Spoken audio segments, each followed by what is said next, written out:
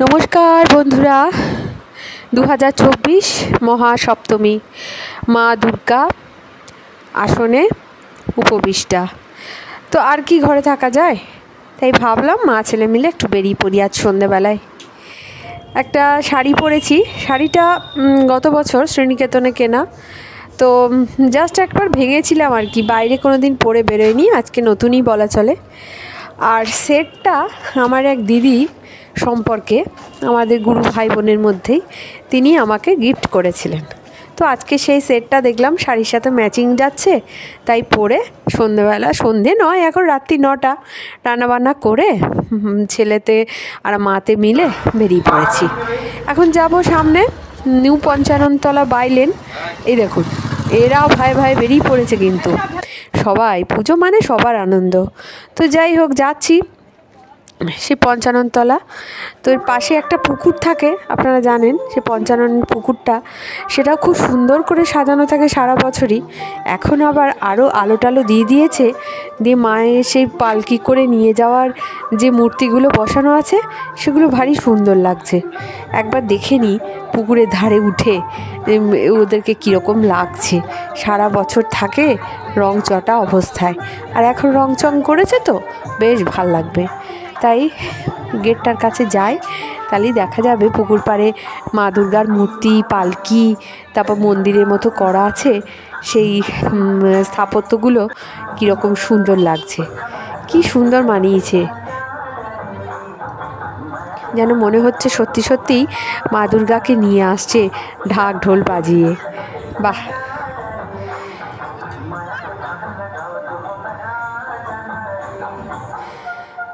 আমার ছেলের পৈতের সময় এই পুকুরেই আমরা জল সইতে এসেছিলাম, তাই এই ছবিটা আমার কাছে এখনও ফ্রেমবন্দিই আছে। আজকে আবার একবার দেখলাম, পুজোর আলোয় আরও সুন্দর সেজে উঠেছে। পুকুরটাও বেশ পরিষ্কার করেছে জলটা। তো এবার যাব সে বাইলেনের প্যান্ডেলটা দেখতে। এরা প্রতি বছরই খুব ভালো করে, তাই এবারে কি করেছে এখনও খবর পাইনি, একবার যাচ্ছি। সামনে প্রোগ্রাম হচ্ছিল, সেটা এসে পুরনো ধাঁচের একটা মন্দির, ভাঙা ভাঙা স্কাল্পচার, আলো আঁধারি, এরমভাবেই রাস্তাটাকে করেছে। এখনও অবধি ভালো লাগছে, দেখি গিয়ে ভিতরে কি আছে। ভাঙা নৃত্যশৈলী,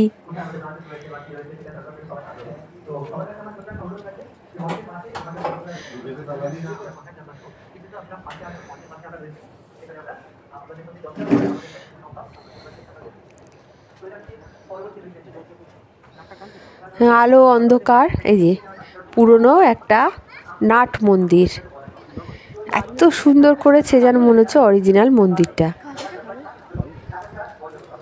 বেশ সুন্দর। যেন মনে হচ্ছে সেই গাছ গজিয়েছে ভাঙা ফাটলের থেকে। আর পুরনো একটা আটচালা নাট মন্দির, আর সামনে গজরাজকে করেছে এত সুন্দর। গজরাজ সুর তুলে দাঁড়িয়ে আছে, আর চারপাশে সেই পুরনো মন্দিরের ছাঁচ আদল। দর্শনার্থী আছে, একটু বড় একটা বিল্ডিং, আর ওই ভিতরে আটচালার ভিতরে মায়ের পুজো হচ্ছে। এরকমই একটা চালচিত্ররা বানিয়েছে, কিন্তু একদম নিখুঁত পরিবেশন, এত সুন্দর আলপনাগুলো। আর ভিতরে ঢুকে দেখলাম আবার একটা মায়ের পাশে শিব মন্দিরও করেছে। এটা কিন্তু পুরনো রীতি বা শৈলী, যে দুর্গা মন্দির, কালী মন্দির পুরনো আমলের হলে সেখানে কিন্তু একটি শিব মন্দিরও থাকে। বাহ! মায়ের মূর্তিটি করেছে অসাধারণ, একদম বৈষ্ণবী, মায়ের মূর্তি।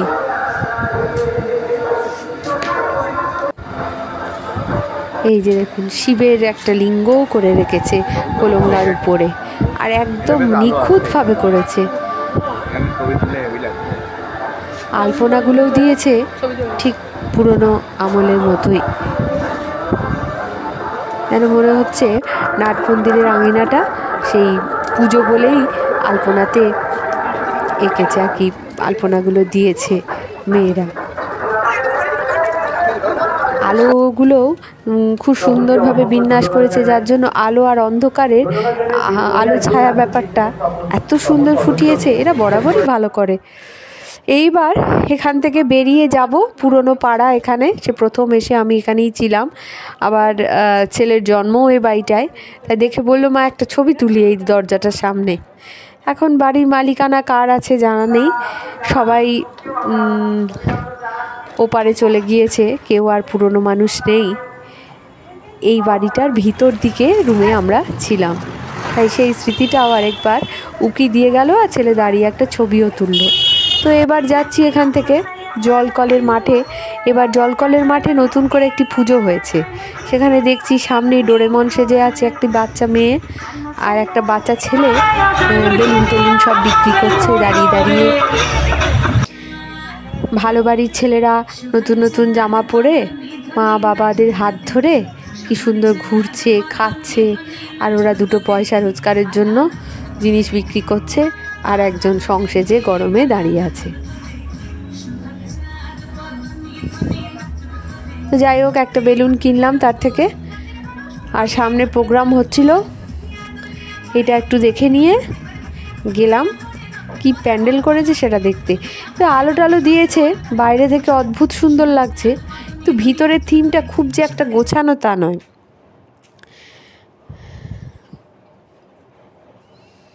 এটা কাগজ দিয়ে বানিয়েছে আর পিচবোর্ড দিয়ে বানিয়েছে। একটা মহাভারতেরই থিম করার চেষ্টা এরা করেছে, কিন্তু সুস্পষ্টভাবে থিমটা ফুটে ওঠেনি। কিন্তু আলো টালো দিয়ে সাজানোর জন্য বাইরে থেকে বেশ ভালো লাগছে দেখতে। তো ভিতরটাতে ওই একটা রথের মতো করেছে, ওটাই বলছে আর কি যে চক্রব্যূহ, সেই কুরুক্ষেত্রের রথ। তো খুব একটা স্পষ্ট বিন্যাস নয়, তবে সাজানো গোছানো, আলো, মায়ের মূর্তি, এগুলোর জন্য ভালো লাগছে। সব কিছু নিয়ে বেশ ভালো লাগছে। কাগজের তৈরি, পুরো প্যান্ডেলটা কাগজ দিয়ে তৈরি, আর পাতলা হালকা পিচবোর্ড দিয়ে তৈরি।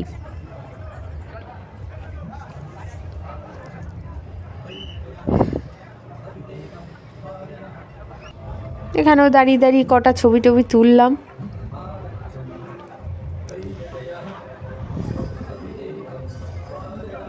জায়গাটা তো অনেকটা, একটা বড় মাঠ, তো বেশ বড় একটা জায়গা পেয়েছে, সেখানেই করেছে। এই সেই রথটা মাঝখানে।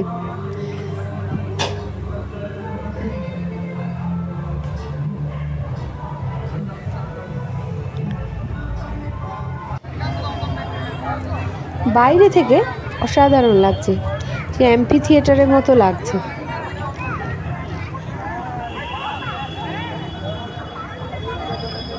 অনেকটা হেঁটে ফেলেছি, এবার এখান থেকে বেরিয়ে যাব হচ্ছে রথতলা।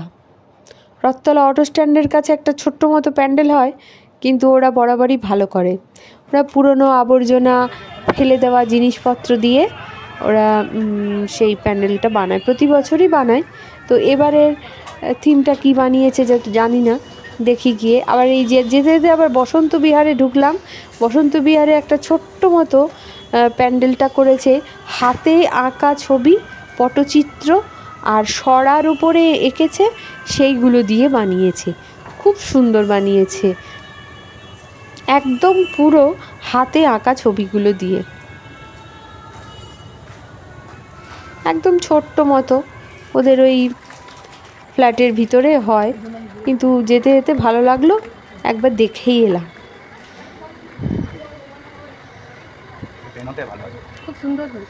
এই দেখুন, লক্ষ্মী, গণেশ, তারপর ধুনুচি নাচ, সব সরার উপর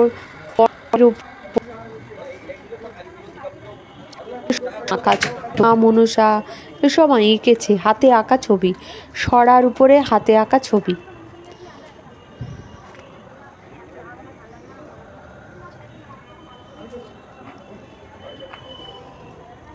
এই যে মা লক্ষ্মীর ছবি,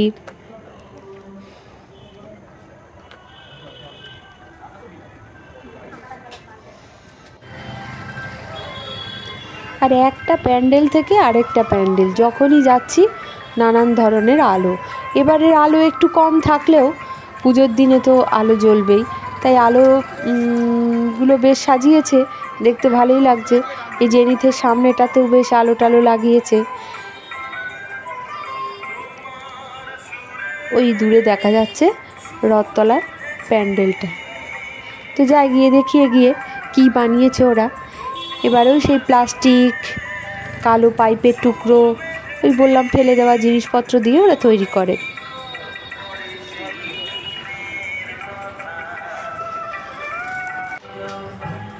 এই দেখুন,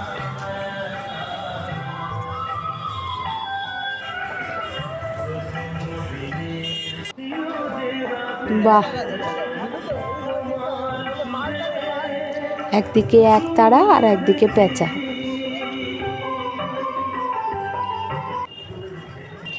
আর মাঝখানে একটা ঘট, ডাব, সশীষ ডাব দেওয়া একটা ঘট, বেশ ভালোই বানিয়েছে।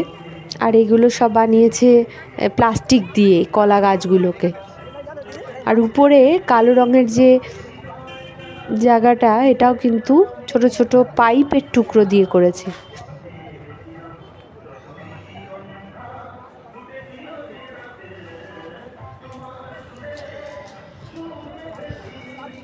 এই যে এগুলো সব পাইপের টুকরো।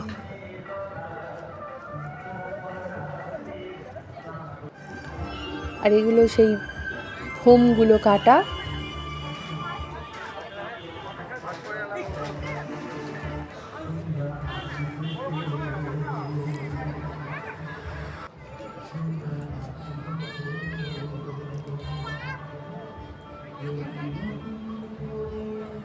তুলসী মঞ্চ,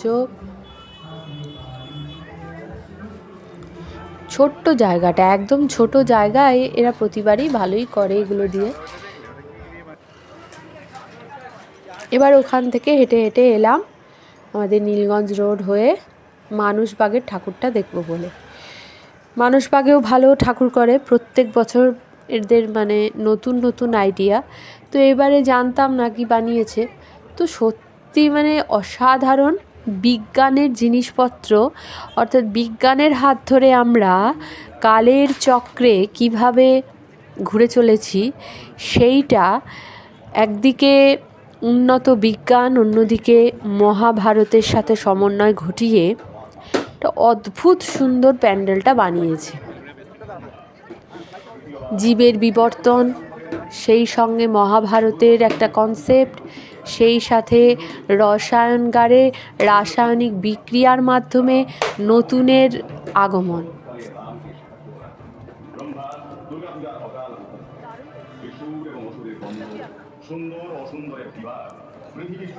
দেখুন, কালের চক্র করেছে একটা বিরাট বড় হাতের আঙুলের উপরে। আর এইগুলো হচ্ছে এআই, যেটা আমরা বলছি এখন রোবোটিক্স এআই, সেগুলো খুব সুন্দর বানিয়েছে ভিতরটাও।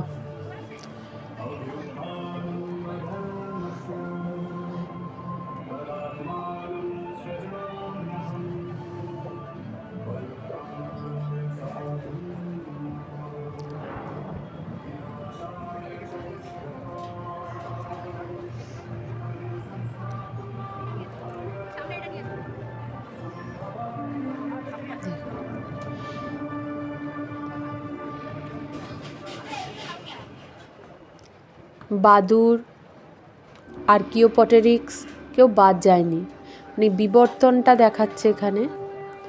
আর উপরে আছে ভীষ্মের সরসজ্জা। মহাভারতের কনসেপ্টের সাথে জীববিজ্ঞান, তার সাথে রসায়নগারের বিক্রিয়া, তার সাথে কম্পিউটার, অতি আধুনিকতার ছন্দ, মানে অদ্ভুত মেলবন্ধন করেছে এরা। কীভাবে ভীষ্মের সরসজ্জাটা বানিয়েছে মাথার উপরে, দারুণ বানিয়েছে। আজকে দেখা সেরা বেলঘড়িয়ার প্যান্ডেল হচ্ছে এই মানসবাগের প্যান্ডেলটা। এটা থেকে যাবে স্মৃতির খাতায়, যত বড় বড় প্যান্ডেলগুলো আছে এটা একটা তার মধ্যে থেকে যাবে। অসম্ভব সুন্দর। আর মা দুর্গার মাথার পিছনেও কিন্তু সেই চক্রটিও ঘুরছে, তাই মূর্তিটিও অসাধারণ সুন্দর করেছে এরা।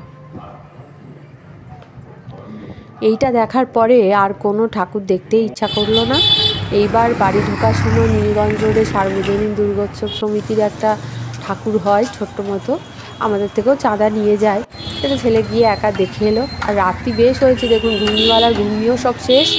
তো ফুচকা ওই গুটি কয়েক পড়ে আছে, আর তারপরে শেষ, রাস্তা ফাঁকা। এবার বাড়ি ঢুকবো। রান্না তো আগেই বললাম করে এসছি, মটন বিরিয়ানি। যাবো, হাত মুখ ধোবো, খাবো। আর আপনারা সেই সাথে ভালো থাকবেন, সুস্থ থাকবেন, খুব আনন্দ করে সকলেই পুজো কাটান। আসছে বছর আবার দেখা হবে। আর আগামী 4টে দিন মায়ের আরাধনায় আমরা সকলেই ব্রতী হই। মা মঙ্গল করুন সকলের, জগতের মঙ্গল করুন। আজকের মতো ভিডিওটা এখানেই শেষ করছি।